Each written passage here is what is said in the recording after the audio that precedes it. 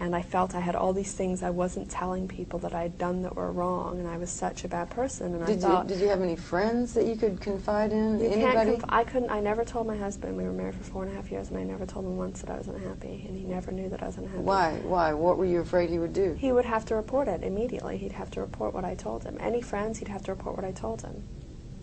You know, say I told my dad wouldn't have reported it, but then I would have this withhold, as they call it, that I had done something really wrong, and then I'd end up having to tell. Because they have things called e-meters. It's like a lie detector, and you really think that these will find out what you've done wrong. So you're in constant fear of them finding out. So you can't even say, well, I can think these things and not tell them. You're in constant fear that they're gonna find out what you're thinking. But you were holding these fairly high posts, so you must have done a really good job of appearing to be a very good Sea Org member. When I ended up leaving, people were very surprised because I was considered a great staff member. I produced a lot. I got awards, you know, and everyone was just shocked because I did do a very good job of, I just learned how to, like, not say anything. And I have trouble now, like expressing my feelings, telling people how I feel. I'll get upset and I won't say anything. Yeah. Because that's what I've learned to do for like 5 years, or longer really, but, and I have to like force myself to say, well actually, you know, that upset me.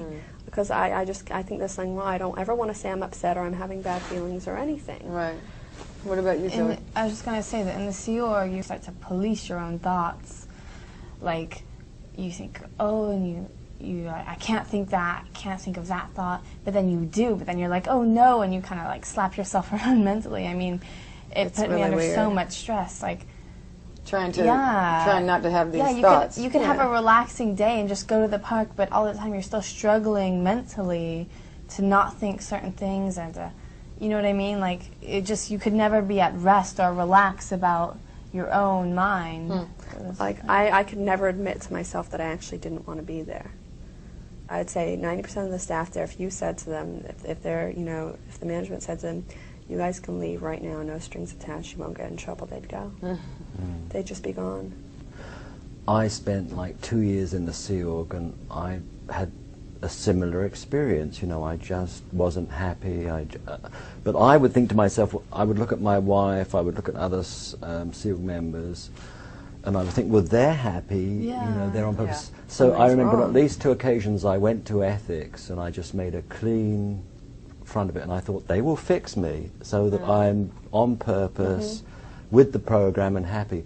And I confess everything. I say, I'm not happy, there's something wrong with me, would you give me something that would fix me and make me happy? Wow. And I did that on 2 occasions, and they would say, yes, you do these conditions, you know, work through these lower conditions, do extra mess work, you know, and then they'll give me a whole bunch of references to read, just read through all these and you'll be fixed. And I'll work through this program and work through it, and like, I wasn't feeling better. And then eventually I would just fake it and say, okay, yeah, I've read all those programs, I feel better now, I'm ready to continue. And then it would go back to worse than it was, because then I thought, well, I can't go and turn myself in, there's no hope, what do I do now? And you're more trapped. So it's a horrible, horrible thing. It was similar for me because I never went and admitted it, but so many people had admitted it to me, and I'd given them those programs and those handlings to do, and they would be happy for a while. They'd do just what he did, say, okay, I'm fine, and then a month later wouldn't be able to take it anymore and come back and say, I want to leave again. So I knew it was the same thing that was going to happen to me. So I was just hoping that one day it would change, because I thought it was something wrong with me. There must be something wrong with me. If everyone else here is so happy and doing so well, and this is such a great thing, and we're making the whole planet, we're saving mankind, something must be wrong with me. But what's interesting is you're acting like you're fine because you don't want anybody to think there's anything wrong with you, and you're looking around seeing everybody else acting fine, and you're believing that they really feeling fine, but they're probably well, that's why I said, doing if you said to the staff, go ahead, leave, you won't get a free litter bill, you won't get in trouble, you won't be looked down upon, you can just leave now, they'd be gone.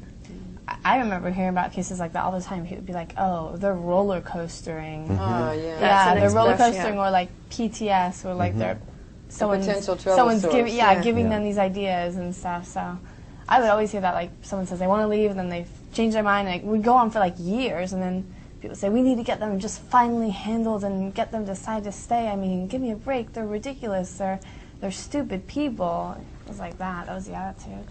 Another thing that I was afraid of is they have an expression called external influences.